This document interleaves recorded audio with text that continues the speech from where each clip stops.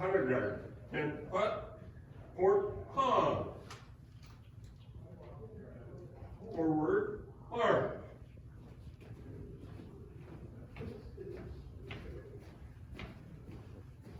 Mark time, march. Squad halt.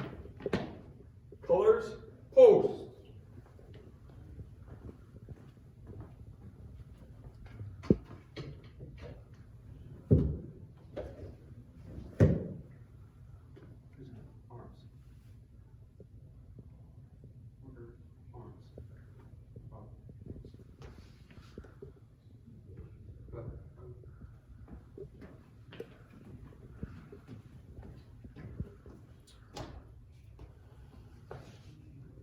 Underguard, about face. Forward, march.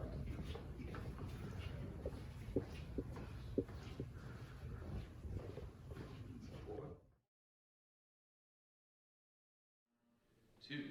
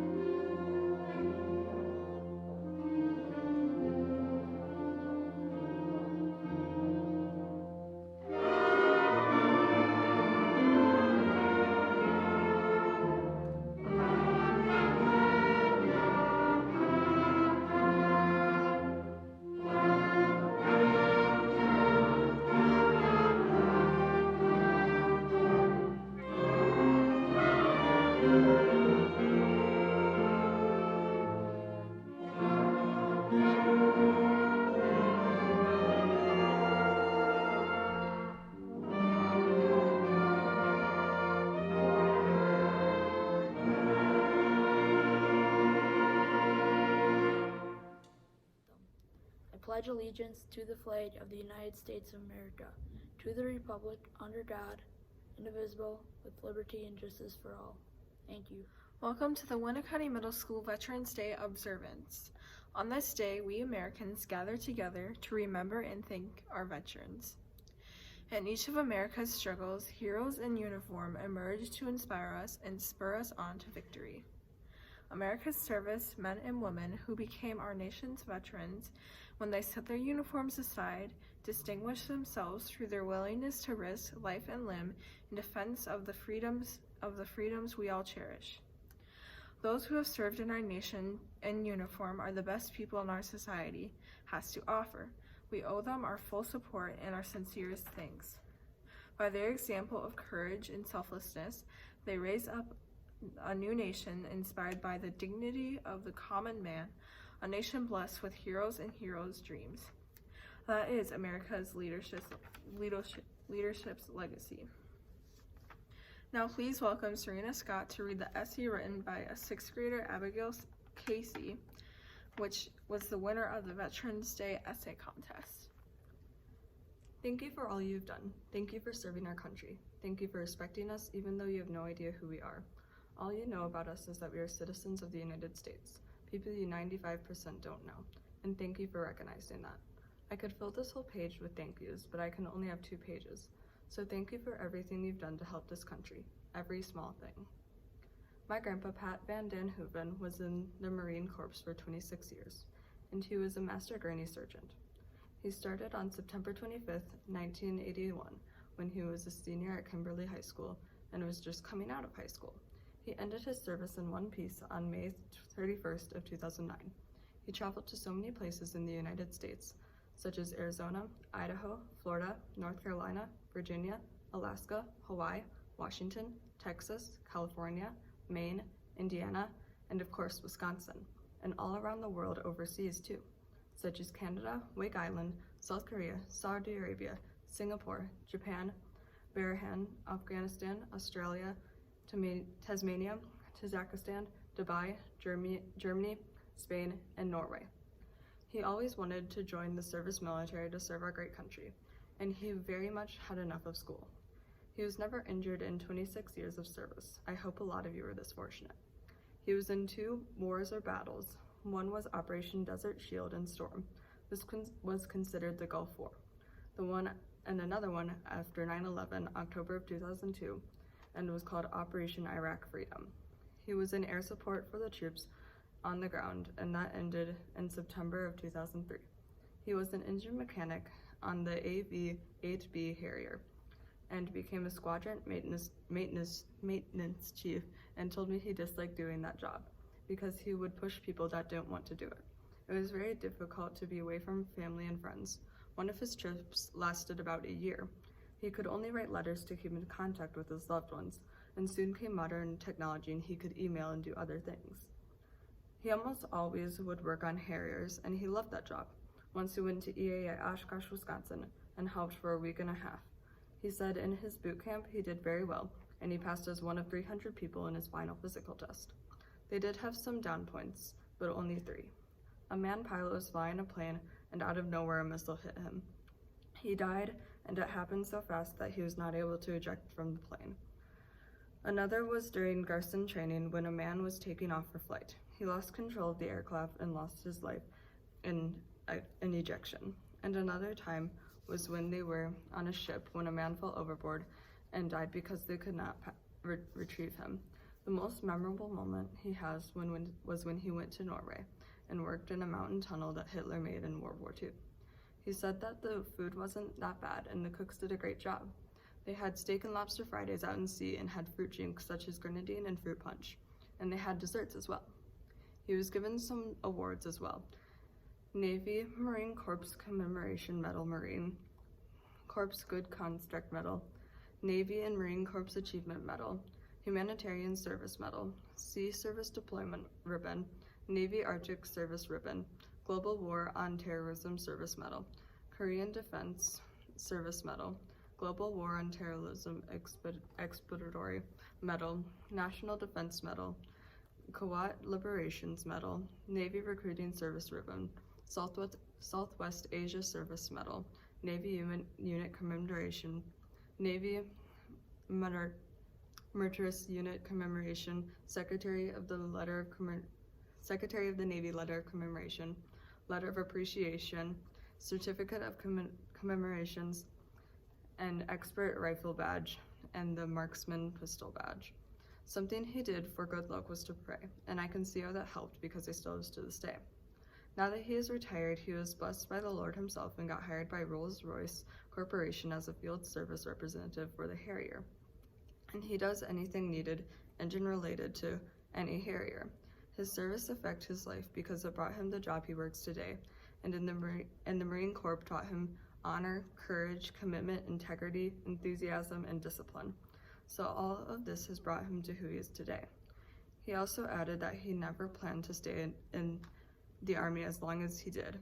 Also, when people would say thank you for your service, he would always say my pleasure, and he truly meant that, like if someone said it to you. And most of all, this adventure filled him with much joy. Thank you. Monica Knapp, our Director of Business Services, served in the U.S. Army for 4 years and was honorably discharged as a Sergeant E5. She also served as a Korean translator. Ben Owner, our School Resource Officer, served in the U.S. Army from 2001 to 2006, attaining the rank of a Staff Sergeant.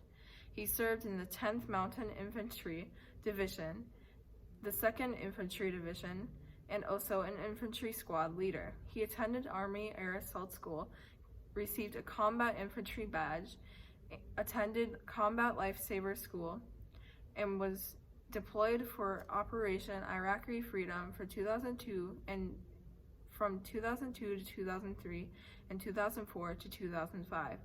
BM1 Mac Winkie, a 3rd grade teacher for a Winneconne Community School District, served in the U.S. Coast Guard as an active duty member from 2009 to 2013.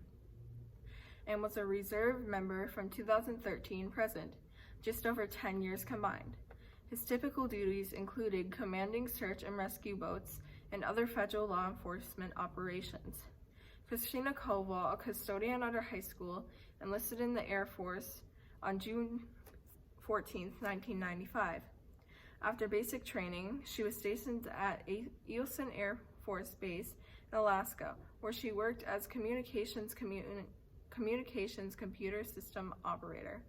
Essentially, this office was the military message distribution center and computer help for desk for the base. While in Alaska, she attained the rank of an E4 senior airman. She transferred the Bolling AFB DC, working in the systems administration while she separated April 12, 2000. It was that which others did not want to be. I went where others feared to go, and did what others failed to do. I asked nothing from those who gave nothing, and reluctantly accepted the thought of eternal loneliness. Should I fail? I have seen the face of terror, felt the stinging cold of fear, and enjoyed the sweet taste of a moment's love. I have cried, pained, and hoped, but most of all, I have lived times others would say be best forgotten. And at least someday, I will be able to say that I was proud of what I was, a soldier. World War I, known at the time as the Great War, officially ended when the Treaty of Versailles was signed on June 28, 1919, in the Palace of Versailles outside the town of Versailles, France. However, fighting ceased 7 months earlier when an armistice, or temporary cessation of hostilities between the Allied nations and Germany, went into effect on the 11th hour of the 11th day of the 11th month.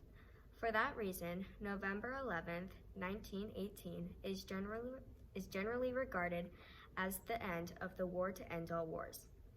In November 1919, President Wilson proclaimed November 11th as the first commemoration of Armistice Day with the following words: "To us in America, the reflections of Armistice Day will be filled with solemn pride in the heroism of those who died in the country's service, and with gratitude for the victory, both because of the living thing from which it has freed us, and because of the opportunity it has given America to show her sympathy with peace and justice in the councils of the nations."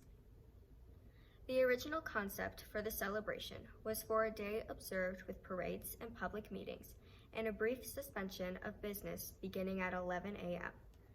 The United States Congress officially recognized the end of World War I when it passed a concurrent resolution on June 4, 1926, with these words: "Whereas the 11th of November, 1918, marked the cessation of most destructive, sanguinary, and far-reaching war in human annals, and the resumption by the people of the United States of peaceful relations with other nations, which we hope may never again be severed. And whereas it is fitting that the recurring anniversary of this date should be commemorated with thanksgiving and a prayer and exercises designed to perpetuate peace through goodwill and mutual understanding between nations. And whereas the legislatures of 27 of our states have already declared November 11th to be a legal holiday, therefore it be resolved by the Senate, the House of Representatives concurring, that the President of the United States is requested to issue a proclamation calling upon the officials to display the flag of the United States in all government buildings on November 11th, and inviting the people of the United States to observe the day in schools and churches or other suitable places, with appropriate ceremonies of friendly relations with all other people." An act approved May 13, 1938, made the 11th of November in each year a legal holiday, a day to be dedicated to the cause of world peace and to be thereafter celebrated and known as Armistice Day. Armistice Day was primarily a day set aside to honor veterans of World War I, but in 1954, after World War II had required the greatest mobilization of soldiers, sailors, Marines, and airmen in the nation's history, after American forces had fought aggression in Korea, the 83rd Congress, at the urging of the Veterans Service Organizations, amended the Act of 1938 by striking out the word armistice and inserting in its place the word veterans. With the approval of this legislation, on June 1st, 1954, November 11th became a day to honor American veterans of all wars. Later that same year, on October 8th, President Dwight D. Eisenhower issued the first Veterans Day proclamation, which stated, in order to ensure proper and widespread observance of this anniversary, all veterans organizations, and the entire citizenry will wish to join hands in the common purpose.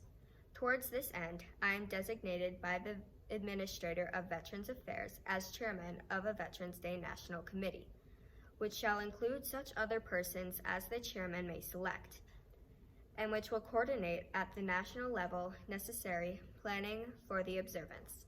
I am also requesting the heads of all departments and agencies of the executive branch of the government to assist the National Committee in every way possible. On that same day, President Eisenhower sent a letter to the Honorable Harvey V. Higley, Administrator of the Veterans Affairs, VA, designated him as Chairman of the Veterans Day National Committee. In 1958, the White House advised VA's General Counsel that the 1954 designation of the VA's administrator as the chairman of the Veterans Day National Committee applied to all subsequent VA administrators. Since March 1989, when VA was elevated to a cabinet-level department, the Secretary of Veterans Affairs had served as the committee's chairman. The Uniform Holiday Bill was signed on June 28, 1968, and was intended to ensure 3-day weekends for all employees by celebrating 4 national holidays on Mondays: Washington's birthday, Memorial Day, Veterans Day, and Columbus Day. It was thought that these extended holidays would encourage travel, recreational, and cultural activities and stimulate greater industrial and commercial production. Many states did not agree with this decision and continued to celebrate the holidays on their original dates. The first Veterans Day under the new law was observed by much confusion on October 25, 1971. It was quite apparent that the commemoration of this day was a matter of historic and patriotic significance to a great number of our citizens.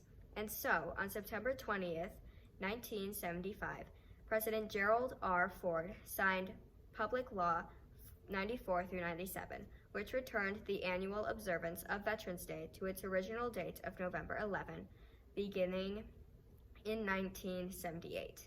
This action supported the desires of the overwhelming majority of the state legislatures, all major veterans service organizations, and the American people. Veterans Day continues to be observed on November 11th, regardless of what day of the week on which it falls. The restoration of the observance of Veterans Day to November 11th is not only preserves the historical significance of the date, but helps focus attention on the important purpose of Veterans Day, a celebration to honor America's veterans for their patriotism, love of country, and willingness to serve and sacrifice for the common good.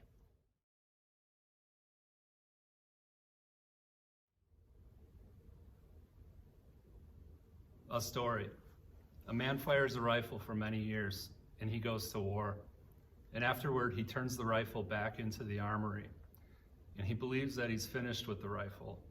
But no matter what else he might do with his hands, love a woman, build a house, change his son's diaper, his hands still remember the rifle. Hi everybody, my name is Ben Honer. I've been with the Winneconne Police Department as a police officer for 13 years. This is my second year as the Winneconne School District School Resource Officer, which is a position I absolutely love. And I'm so thankful to be here today.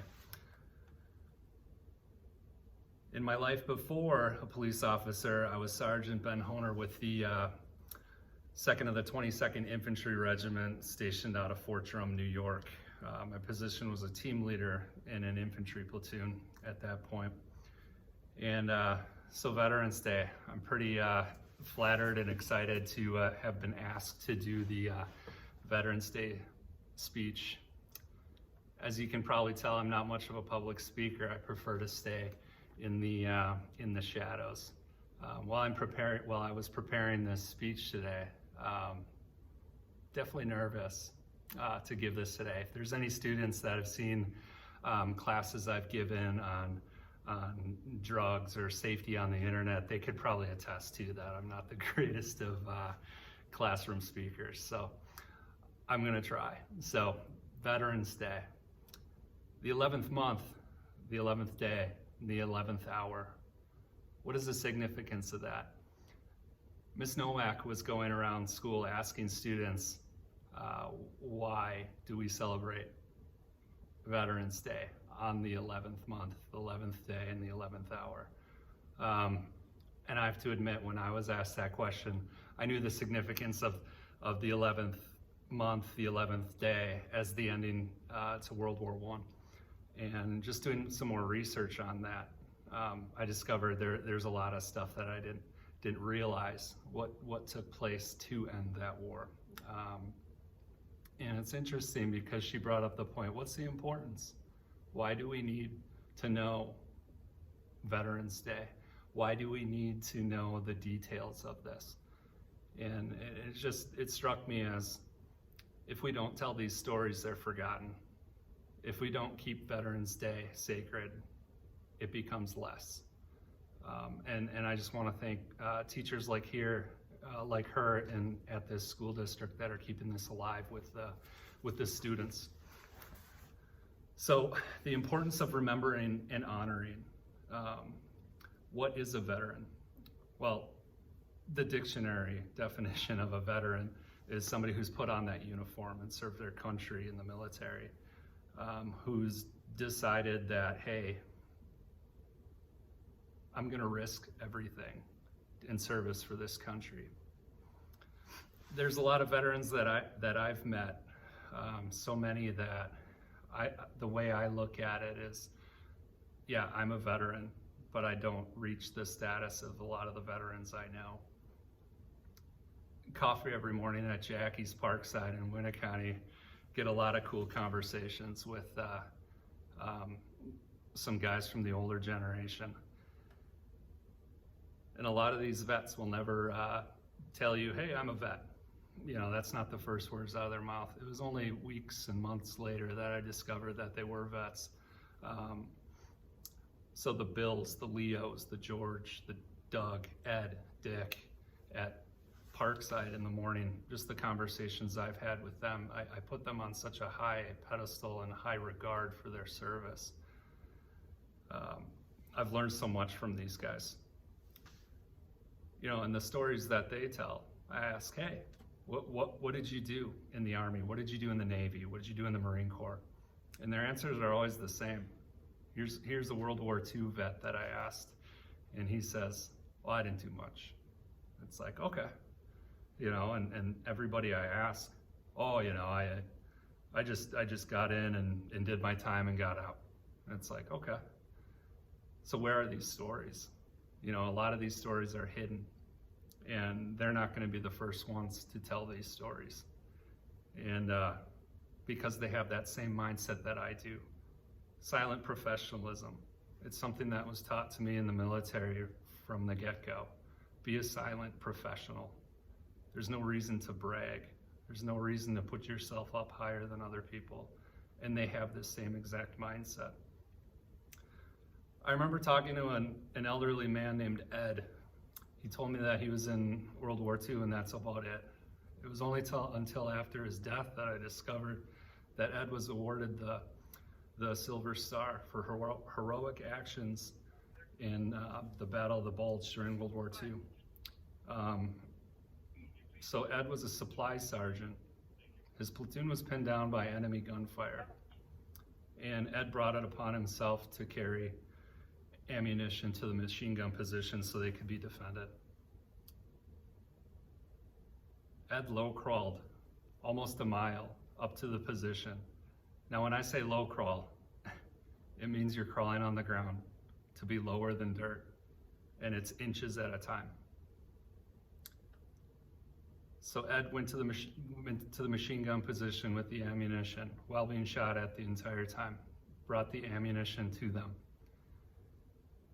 which ultimately saved their lives. He crawled back and did it 3 more times. Now that's a story that, along with Ed, if Ed would have never told, would have disappeared with him.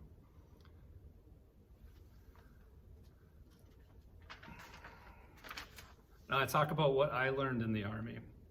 From the get-go, from basic training, the first day, there's an Army acronym that's pounded into you. There's tons of acronyms when you're in the military. Everybody knows the funny ones and everyone knows the important ones, but everything's done with acronyms. The acronym that stood out for me is leadership.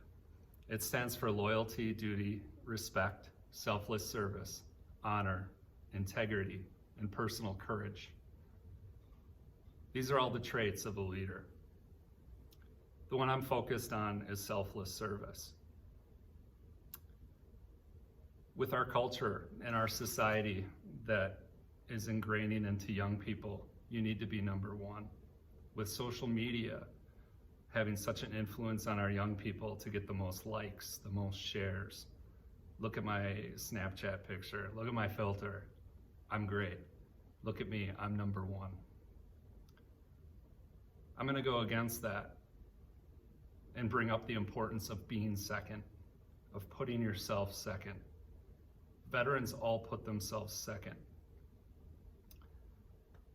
A couple other veterans I know are my grandfathers. My grandfather on my father's side was a pilot in the Royal Air Force during World War II. The life expectancy of a pilot in the Royal Air Force before America got involved in World War II was about 7 days. They knew that going into it, but they still got in the plane. They still took off from the runway. They still did everything they needed to do their job. They put themselves second. My other grandfather was in the Navy during the Korean War.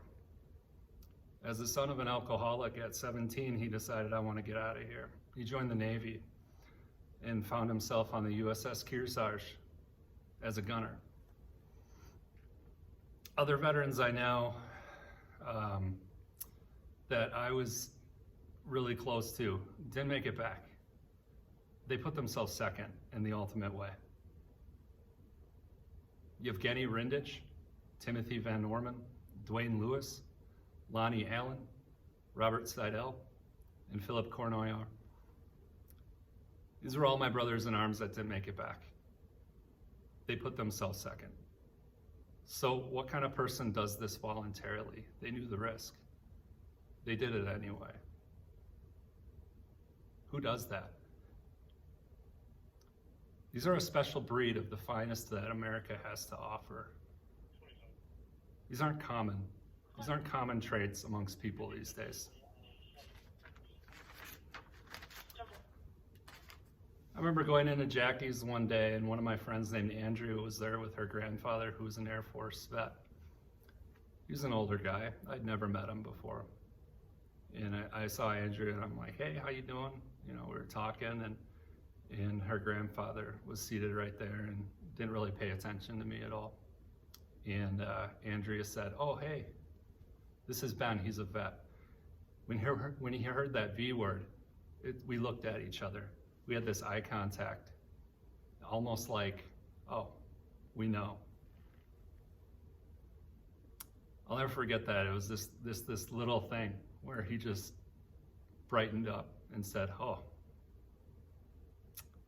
veterans are a brotherhood and a sisterhood that never goes away. So in these times of social media, these times of non-leadership skills, amongst our politicians, amongst other people in charge, they don't express selfless service, and you can tell. You can tell right away. So I implore you all, are you going to lead or are you going to follow? When adversity strikes, are people going to come to you for answers or are you going to go to somebody else for answers? I encourage you all to lead. Put yourself second.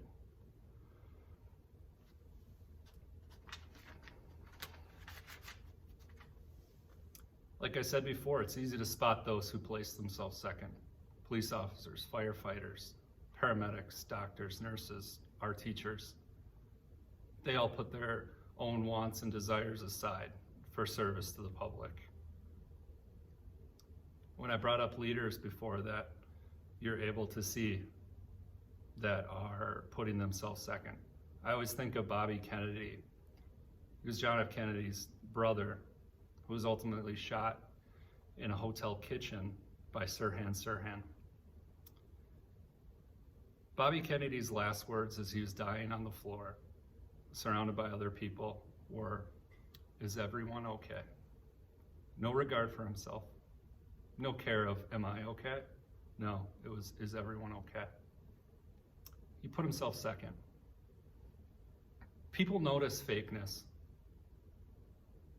Are you willing to give everything you have, or is it just a sleight of hand? Because people know. Be second.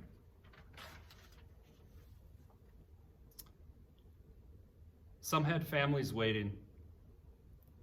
For others, their only family would be the men they bled beside. There were no bands, no flags, no honor guard to welcome them home. They went to war because their country ordered them to. But in the end, they didn't fight for their country or their flag. They fought for each other. And those of us who have seen war never stop seeing it. In the silence of the night, we will always hear the screams. For we were soldiers once and young. There's no such thing for closure for soldiers who have survived war. They have an obligation, a sacred duty to remember those who fell in battle beside them all of their days, and to bear witness to the insanity that is war. Again, who volunteers for this?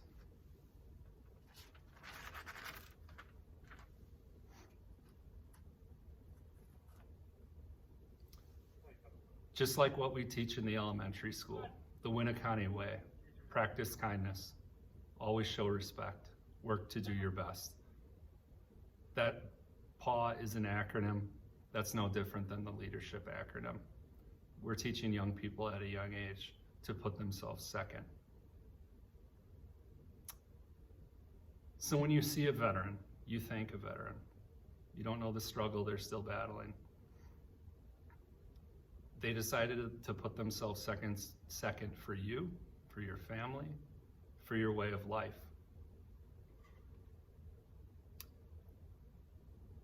I just want to thank Ms. Nowak, Ms. Schlack, the Winneconne School District, and all veterans today, and ultimately every day.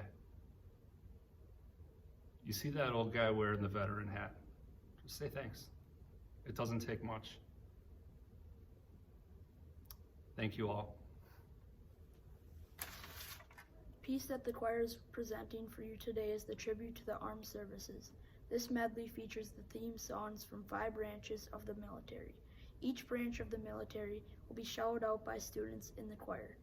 We want to say thank you to all the veterans in the community for their service, and it is our honor and privilege to present to you the tribute to the armed services. Army! First to fight for the right and to build the nation's might, and the army goes rolling along. Proud of all we have done, fighting till the battle's won, and the army goes rolling along. And it's high, high, hey, the army's on its way. Count of the gate is loud and strong. 2, 3, 4, up, 2, 3. For wherever we go, you will always know that the army goes rolling along. Marines! From the halls of Montezuma to the shores of Tripoli, we will fight our country's battles in the air, on land and sea. First we fight for right and freedom, and to keep our honor clean. We are proud to claim the title of United States Marines. Navy!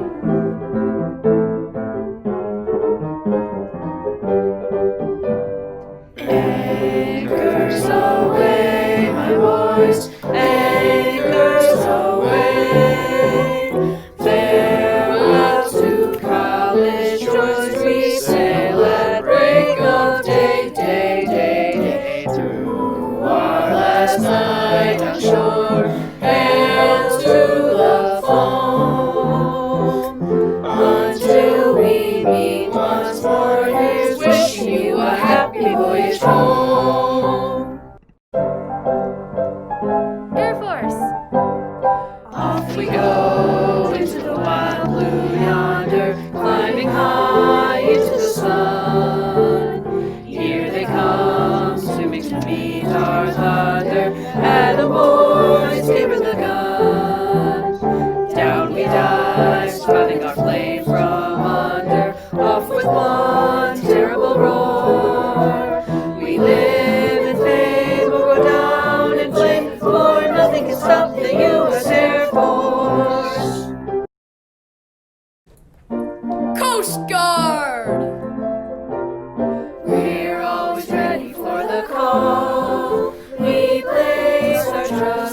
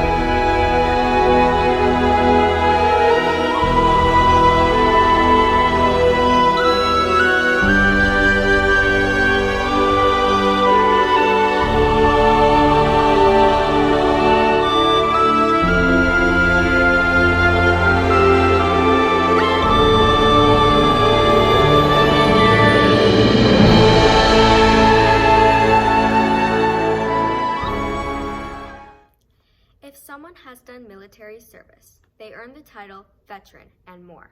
They earn our deepest respect and admiration that they are special, no one can ignore. They sacrificed the comforts we enjoy.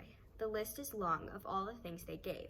Our veterans are extraordinary people. They're loyal, dedicated, true, and brave. When terror and invasion were real threats, they showed us they could handle any storm. We owe our freedoms and our very lives to our veterans who served in uniform. Our veterans should be celebrities. They're exceptional. No other group compares. We're grateful for the many things they've done. They're always in our hearts and in our prayers. We owe our veterans support and friendship. Let no one ever question what they're worth.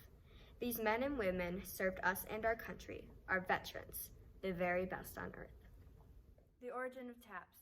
The distinctive bugle melody played at U.S. military funerals and memorials as a lights-out signal to soldiers at night dates back to the American Civil War. In July 1862, U.S. General David Butterfield and his brigade were camped at Harrison Landing, Virginia, recuperating after 7 days' battle near Richmond. Dissatisfied with the standard bugle call employed by the Army to indicate to troops it was time to go to sleep, and thinking the call should be more melodious, Butterfield reworked an existing bugle called to signal the end of the day. After that, he had his brigade bulgar, Private Oliver Wilcox Norton, play it for the men. Buglers from other units became interested in the 24-note tune, and it quickly spread throughout the Army, and even caught on with the Confederates. Not long after Butterfield created taps, it was played for the first time at a military funeral for the Union cannoneer killed in action. The man's commanding officer, Captain John Tidball, decided the bulge call would be safer than traditional firing of 3 volleys after a soldier's grave. A move which couldn't have been confessed by the nearby enemy as an attack. As for the name taps, the most likely explanation came from the fact that prior to Butterfield's bugle call, the lights out call, that followed by 3 drum beats, dubbed the drum taps. As well, the taps, and then simply taps. When Butterfield called replaced the drum beats, soldiers referred to it as taps, although this was the unofficial name according to taps historian and bugle expert Jari Villanueva. He notes that Butterfield's original bugle call was officially known as extinguished lights in American military manuals until 1891. Since then, taps has been a formally recognized part of U.S. military funerals. Mr. Schwartz will be playing taps for us today. Please join me in a moment of silence as taps is played.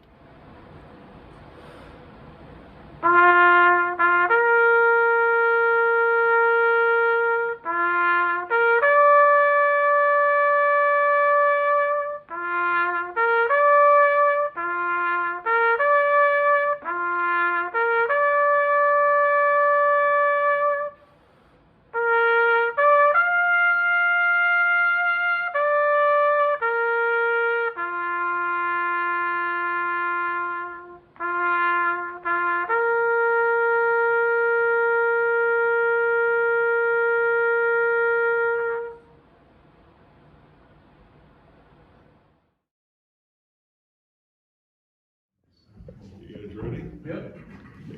Flag detail, move. Forward mark.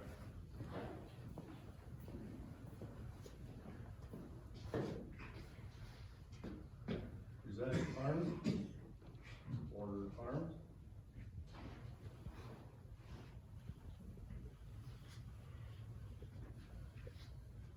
Ready?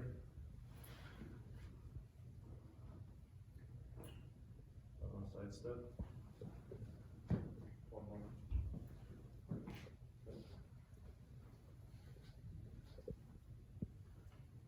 At Indian colors, a daily observance on basis during which all personnel pay respect to the flag. Flag is lowered, folded in triangular fold, and kept on watch through the night as a tribute to our nation, honoring the dead. The next morning is brought out, and a ceremony of reveille is run aloft as a symbol of our belief in the resurrection of the body. The first fold of the flag is a symbol of life. The second fold signifies our belief in eternal life. The third fold is made in honor and tribute of the veteran departing our ranks, who gave his portion of his life and hers for the defense of our nation to attain peace. The fourth fold exemplifies our weaker nature as citizens trusting in God. It is in Him we turn for our divine guidance. The fifth fold is an acknowledgement to our country. For in the words of Stephen Decatur, our country, in dealing with other countries, may she always be right, but it is still our country, right or wrong. The sixth fold is for where our hearts lie. It is with our hearts that we pledge allegiance to the flag of the United States of America, to the republic for which it stands, one nation, under God, indivisible, with liberty and justice for all. The seventh fold is attributed to our armed forces, for it is with the armed forces that we protect our country and our flag against all enemies. The eighth fold is attributed to the one who has entered into the valley of the shadow of death, that we may see the light of day, and to honor our mother. It is often flown on Mother's Day. The ninth fold is an honor to womanhood, for it has been through their faith, their love, their loyalty, and devotion that the character of men and women who have made this country great has been molded. The 10th fold is a tribute to fathers, for he too has given his sons and daughters for the defense of our country since he or she were born. The 11th fold, in the eyes of the Hebrew citizen, represents the lower portion of the seal of King David and King Solomon, and glorifies in their eyes God of Abraham, the God of Isaac, the God of Jacob. The 12th fold in the eyes of the Christian citizen represents an emblem of eternity and glories. In their eyes, God, the Father, the Son, and the Holy Ghost. The last fold when the flag is completely done, with the stars in the uppermost, reminding us of our national motto.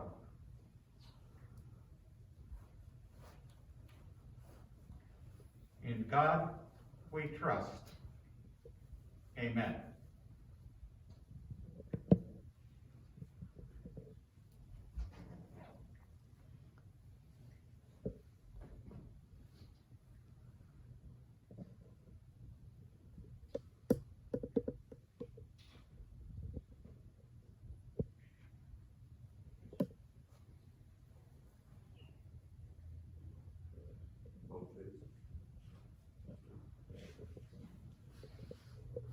Forward mark.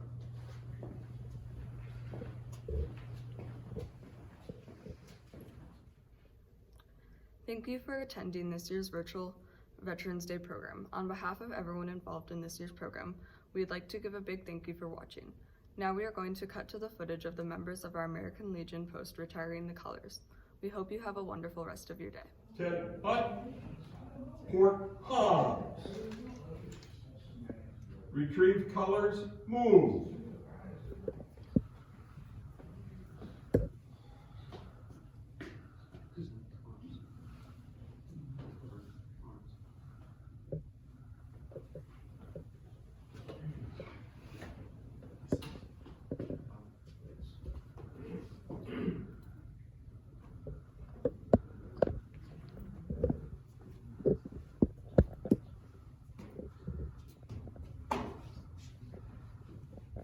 About face. Forward, march.